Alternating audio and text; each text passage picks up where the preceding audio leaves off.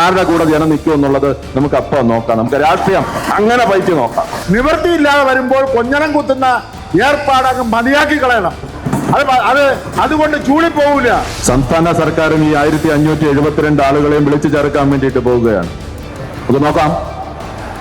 നമ്മളെ വിളിച്ച് ചേർക്കും, പറയാനുള്ളത് പറയും. ഈ ശ്രീകുമാറിന് അവിടെ നിന്ന് എണീച്ചു വന്ന് ശ്രീകുമാറിന്റെ ചെവിട്ടത്ത് വിരൽ കൊണ്ട് കുത്തിയിട്ട് പോയിട്ടുള്ള എത്രയോ സംഭവങ്ങളുണ്ട്. മോഡിജി തന്നിട്ടാണോ ഈ സ്ഥലം വാങ്ങി ഈ 1572 പേര് സ്ഥലം വാങ്ങി തന്നത്? അങ്ങനെ കാണിക്കാതെ മര്യാദയ്ക്ക് അങ്ങനെയുള്ള കാര്യങ്ങൾ ആരുടെയെങ്കിലും തറവാട്ടിനകത്ത് നിന്ന് എടുത്തുകൊണ്ട് വന്നിട്ടല്ല നമ്മുടെ ഈ പറയുന്ന കാര്യങ്ങൾ വിനിയോഗിക്കുന്നത്. അല്ല, അദ്ദേഹം പറയട്ടെ, നിങ്ങൾ മൈക്ക് തരാം, എല്ലാവർക്കും മൈക്ക് തരാം. ആ അപേക്ഷ കൊടുക്കുന്നവർക്ക് മുഴുവൻ വീട് വെച്ചു കൊടുക്കാൻ. ഇന്നത്തെ ഈ വീടല്ല, അതിനെക്കാട്ടിലും അതുക്ക് മേലെ എന്ന് പറയുന്ന രൂപത്തിൽ നിങ്ങളൊരു മാമാങ്കം നടത്തി, സന്തോഷം. അത് നടത്തിയാൽ വേറെ കുഴപ്പമൊന്നുമില്ല. പക്ഷെ വഴി കിടക്കണതിനെടുത്ത് കിണതിക്ക് അടിക്കരുത്. അതിന് ചിരിക്കുകയും ചെയ്യുന്ന അതിന് സന്തോഷം നിർവൃതി അടയുകയാണെങ്കിൽ വളരെ സന്തോഷം. ആ നിർവൃതി കൊണ്ട് സന്തോഷിക്കട്ടെ. അതിന് മറുപടി പറയാൻ വേണ്ടിയിട്ട് നിൽക്കണം. ഒന്നെങ്കിൽ മേയർ മറുപടി പറയണം, അല്ലെങ്കിൽ പറയേണ്ട കാര്യം, അല്ലെങ്കിൽ ആ കാര്യങ്ങളെ സംബന്ധിച്ചും പറയാതെ ഇരിക്കുക. എന്താണ് നമ്മൾ ഇവിടുത്തെ ഒരുപാട് പ്രഖ്യാപനങ്ങളൊക്കെ നടത്തിയല്ലോ. 1572 പേരെ ഇവിടെ വിളിച്ചു ചേർത്ത് സംസ്ഥാന സർക്കാരും ഈ 1572 ആളുകളെയും വിളിച്ചു ചേർക്കാൻ വേണ്ടിയിട്ട് പോവുകയാണ്. നമുക്ക് നോക്കാം. നമ്മളെ വിളിച്ച് ചേർക്കും, പറയാനുള്ളത് പറയും. കൊടുക്കാനുള്ളവർക്ക് വീട് കൊടുക്കുമെന്നുള്ളത് ബോധ്യമുള്ളവരാണ് നാട്ടിലെ ജനമെന്നുള്ളത് നിങ്ങൾ ഓരോരുത്തരും മനസ്സിലാക്കുക. ഇവിടെ മാത്രമല്ല, ഒരു മാതൃക ഇപ്പൊ തുടങ്ങി തന്നല്ലോ. സംസ്ഥാനത്തുള്ള മുഴുവൻ ആളുകളെയും 2-3 ദിവസത്തിനുള്ളിൽ വിളിക്കാൻ വേണ്ടിയിട്ടാണ് പോകുന്നത്. ആരുടെ കൂടെ ജനം നിൽക്കും എന്നുള്ളത് നമുക്ക് അപ്പം നോക്കാം. നമുക്ക് രാഷ്ട്രീയം അങ്ങനെ പറ്റി നോക്കാം കേട്ടാ. ഈ സംസ്ഥാന സർക്കാരാണ് ഇവിടെ പണം നൽകി ഇവിടെ ഇപ്പോ ഈ സ്ഥലം വെച്ചിരിക്കുന്നത്. ഈ സ്ഥലം വാങ്ങിയിരിക്കുന്ന ആരാണ്? സംസ്ഥാന സർക്കാർ കൊടുത്ത പണം വെച്ചിട്ടാണ് ലൈഫ് പദ്ധതിക്കകത്തുള്ള ആളുകൾക്ക് വേണ്ടിയിട്ടാണ് ഈ സ്ഥലം വാങ്ങിയിരിക്കുന്നത്. ആ സ്ഥലം വാങ്ങിയിരിക്കുന്നത് ലൈഫ് പദ്ധതിയുടെ തടസ്സപ്പെടുത്തരുത്, പറയട്ടെ. തടസ്സപ്പെടുത്തരുത്. നമ്മളെ സംസ്ഥാന സർക്കാർ ഈ സ്ഥലം എങ്ങനെ വാങ്ങിയത്? മോഡിജി തന്നിട്ടാണോ ഈ സ്ഥലം വാങ്ങി ഈ 1572 പേര് സ്ഥലം വാങ്ങി തന്നത്? ആണോ? ഇത് സംസ്ഥാന സർക്കാരല്ലേ ഇവിടെ പിന്നെ സ്ഥലം വാങ്ങി ലൈഫ് പദ്ധതിയുടെ ഭാഗമായിട്ട് സ്ഥലം വാങ്ങാൻ വേണ്ടിയിട്ട് നിശ്ചയിച്ചതും സ്ഥലം തന്നതും. അദ്ദേഹം കംപ്ലീറ്റ് നിങ്ങൾക്ക് മൈക്ക് തരാം. അല്ലല്ല, അദ്ദേഹം കംപ്ലീറ്റ് അങ്ങനെ അദ്ദേഹം പറയട്ടെ. ഇല്ല, അല്ലല്ല, അത് അനുഭവിക്കാൻ പറ്റില്ല. അദ്ദേഹം പറയട്ടെ, നിങ്ങൾക്ക് ആർക്ക് വേണോ മൈക്ക് തരാം. തടസ്സപ്പെടുത്താം. അത് ഈ സംസ്ഥാന സർക്കാർ തന്നിട്ടുള്ള പണം ഉപയോഗപ്പെടുത്തിയിട്ട് ആളുകൾക്ക് സ്ഥലം വാങ്ങിക്കൊടുത്ത് ആ സ്ഥലം വാങ്ങിക്കൊടുത്ത ആളുകൾക്ക് വീട് വെക്കാൻ വേണ്ടിയിട്ടുള്ള തുടർ നടപടികൾ സംസ്ഥാന സർക്കാർ ചെയ്തുകൊണ്ടിരിക്കുകയാണ്. അങ്ങനെ തന്നെയാണ് ഈ പറയുന്ന 6 ലക്ഷം വീടുകൾ നമ്മുടെ സംസ്ഥാനത്ത് ഇപ്പോൾ നിർമ്മാണം നടത്തി താക്കോൽദാനം നടത്തിയതെന്നുള്ളത് ബഹുമാനപ്പെട്ട അംഗങ്ങൾ മനസ്സിലാക്കുക എന്നുള്ളതാണ്. പിന്നെ ഈ പണം വെച്ചതിനെ സംബന്ധിച്ചൊക്കെയാണ് നമ്മുടെ തർക്കം എന്ന് പറയുന്നത്. നമ്മൾ ആലോചിച്ച് നോക്കൂ, വിഴിഞ്ഞം പദ്ധതി വെച്ച് നമ്മുടെ കേന്ദ്ര ഗവൺമെന്റിന്റെ റോൾ എന്താണെന്നുള്ളതിനെ സംബന്ധിച്ച് നമുക്ക് എല്ലാവർക്കും അറിയാം. പ്രധാനമന്ത്രിയല്ലേ അത് ഉദ്ഘാടനം ചെയ്തത്. പ്രധാനമന്ത്രിയുടെ പടം ഈ നാട് മുഴുവൻ വെച്ചില്ലേ.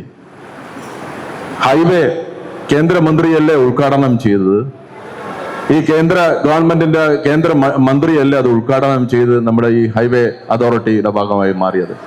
ഇതെല്ലാം യഥാർത്ഥത്തിൽ നമ്മൾ ഈ കാണേണ്ടത് എന്തെന്ന് ചോദിച്ചാൽ, ഞാൻ എപ്പോഴും പറയുന്ന ഒരു കാര്യമാണ്. ഇതെല്ലാം ഒരു യൂണിയൻ ഗവൺമെന്റ് എന്ന് പറയുന്നതും നമ്മുടെ ഈ ജനാധിപത്യ വ്യവസ്ഥയ്ക്കകത്ത് യൂണിയൻ ഗവൺമെന്റും സംസ്ഥാന ഗവൺമെന്റും എന്നൊക്കെ പറയുന്നത് ഒരു ജനാധിപത്യ വ്യവസ്ഥയ്ക്കകത്ത് പ്രവർത്തിക്കുന്ന സ്ഥാപനങ്ങളാണ്.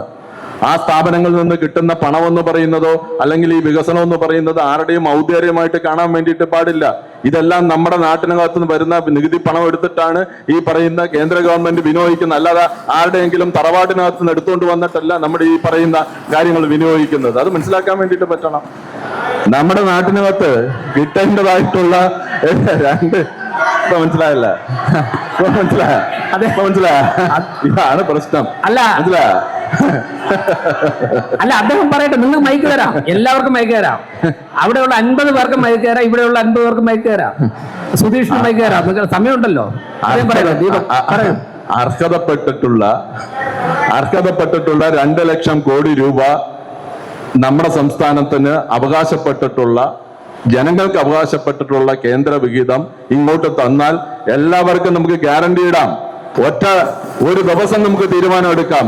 ആരെല്ലാം അപേക്ഷ കൊടുക്കുന്നോ ആ അപേക്ഷ കൊടുക്കുന്നവർക്ക് മുഴുവൻ വീട് വെച്ചു കൊടുക്കാൻ, ഇന്നത്തെ ഈ വീടല്ല, അതിനെക്കാട്ടിലും അതുക്ക് മേലെ എന്ന് പറയുന്ന രൂപത്തിലുള്ള വീട് വെച്ചു കൊടുക്കാൻ വേണ്ടിയിട്ട് പറ്റുന്ന തീരുമാനം നമുക്ക് എടുക്കാൻ പറ്റും. പക്ഷെ അർഹതപ്പെട്ടിട്ടുള്ള പണം എന്ന് പറയുന്നത് നമ്മുടെ സംസ്ഥാനത്തൊരു ഫെഡറൽ സംവിധാനത്തെ ആകെ തകർത്തുകൊണ്ടല്ല ഈ പറയുന്ന അർഹതപ്പെട്ടിട്ടുള്ള പണം തരാതെ ഇരിക്കുന്നതല്ല രാഷ്ട്രീയമായിട്ടും അല്ലെങ്കിൽ ജനാധിപത്യ വ്യവസ്ഥയ്ക്കകത്തും മര്യാദ എന്നുള്ളത് നമ്മുടെ ഈ വക്താക്കളായിട്ടുള്ള ആളുകൾ, ഈ പറയുന്ന പ്രധാനമന്ത്രിയെ പൊക്കിപ്പാടുന്ന ആളുകൾ അത് ഉദ്ദേശിച്ചു വേണം. നമ്മുടെ സംസ്ഥാനത്ത് എന്താ ഈ പദ്ധതിയായിട്ട് ഒപ്പിടാത്തത്? നമ്മുടെ പദ്ധതിയായിട്ട് ഒപ്പിടുന്നതിന് വേണ്ടിയിട്ട് ചില പ്രശ്നങ്ങൾ വന്നതുകൊണ്ട് സംസ്ഥാന ഗവൺമെന്റ് ഇതിനെ സംബന്ധിച്ചൊരു കത്തെഴുതി. അതിന് ഇന്ന് വരെ പ്രധാനമന്ത്രിയുടെ ഓഫീസിൽ നിന്ന് ആ കത്തിനൊരു മറുപടി സംസ്ഥാന ഗവൺമെന്റിന് ഇവിടെ ബഹുമാനപ്പെട്ട അംഗം ചോദിച്ചല്ലോ, എന്താ അതിന്റെ പ്രശ്നം എന്നുള്ളത്.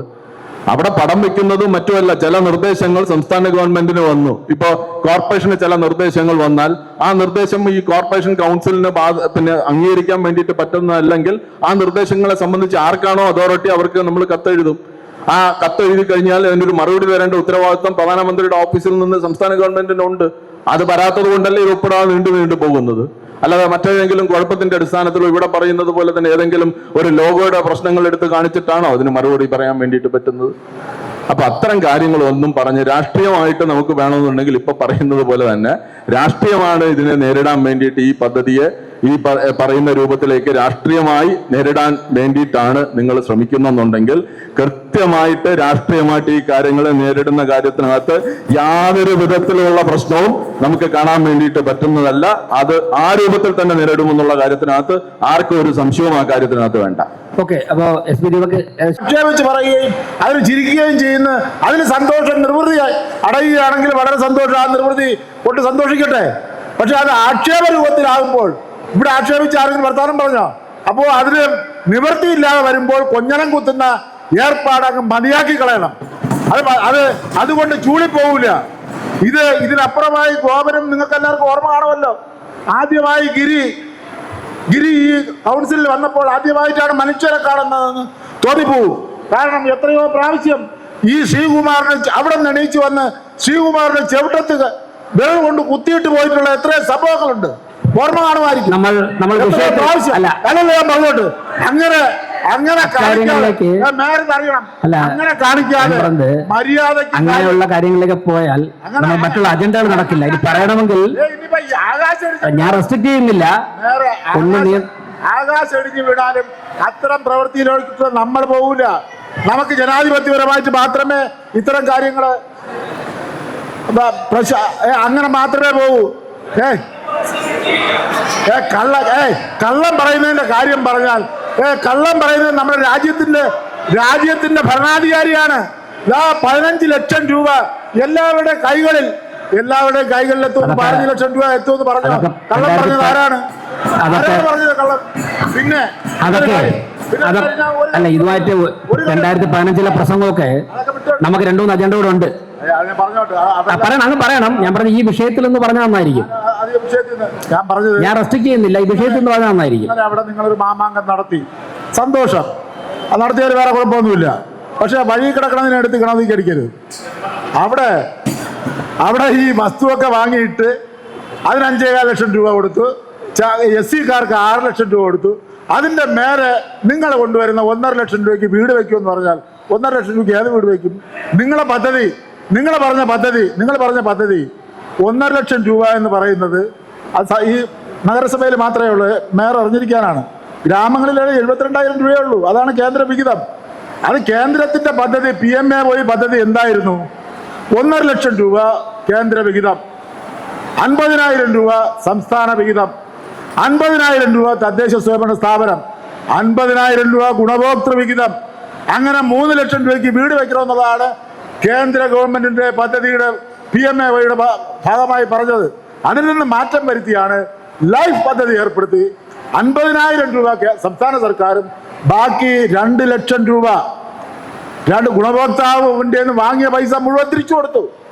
ഇവരെല്ലാം എല്ലാവരുടെ വാർഡുകളിലും കിട്ടിയില്ലേ? മുഴുവൻ പൈസ തിരിച്ചു കൊടുത്തു. ഓർക്കണം, കേന്ദ്ര ഗവൺമെന്റ് വാങ്ങാൻ പറഞ്ഞ പൈസയാണ് അന്ന് അറിയാതെ വാങ്ങിപ്പോയത് തിരിച്ചു കൊണ്ട് കൊടുത്തു എല്ലാവർക്കും. എന്നിട്ട് എന്നിട്ട് 1 ലക്ഷം രൂപയുടെ എക്സ്ട്രാ കൊടുത്തു. ചില തദ്ദേശ സ്വയംഭരണ സ്ഥാപനത്തിന് കാശില്ല എങ്കിൽ, നഗരസഭയെ പോലെ എല്ലാ പഞ്ചായത്തുകൾക്ക് അവർ കാശില്ലെങ്കിൽ നിങ്ങൾ ബാങ്കിൽ നിന്ന് ലോൺ എടുത്തോ. ആ ലോൺ തുക പലിശ സംസ്ഥാന സർക്കാർ അടയ്ക്കും. എന്നിട്ട് നിങ്ങൾക്ക് പ്ലാൻ ഫണ്ടിലൂടെ ആ പൈസ കുറേശ്ശെ തരാം എന്ന് പറഞ്ഞാണ് ഇവിടെ വീടുകൾ 5 ലക്ഷത്തിലധികം വീടുകൾ പൊങ്ങിയത്. ഇപ്പൊ 6 ലക്ഷം ആകാൻ പോകുന്നത്. അതിൽ നിങ്ങളുടെ ഒന്നും ഒരു സഹായവും ഇല്ല, മനസ്സിലാക്കിയിരിക്കണം. അതുകൊണ്ട് ഞങ്ങൾ മുഖാന്തരമാണ് എല്ലാം എന്ന് പറഞ്ഞാൽ പച്ച കള്ളത്തരം വിളമ്പുന്നതിന് കയ്യും കണക്കുമില്ല. ഞാൻ അതിനെക്കുറിച്ച് പറഞ്ഞാൽ ഒരുപാട് പറഞ്ഞു പോകും. അതുകൊണ്ട് ഈ പദ്ധതിയിലുള്ള ആ തെറ്റായ കാര്യം തെറ്റാണെന്ന് പറയണം. തെറ്റ് ആർക്കും പറ്റുമല്ലോ. ഇതിപ്പം കരമന അജിത്ത് ചെയ്ത തെറ്റെന്ന് ഞാൻ പറഞ്ഞില്ല. ഇതിനൊരു പെശക് വന്നു പോയി, ആ പെശക് തിരുത്തണമെന്നേ പറഞ്ഞോളൂ. ശരി, അല്ല അതിന് ആക്ഷേപിച്ചൊന്നുമല്ല.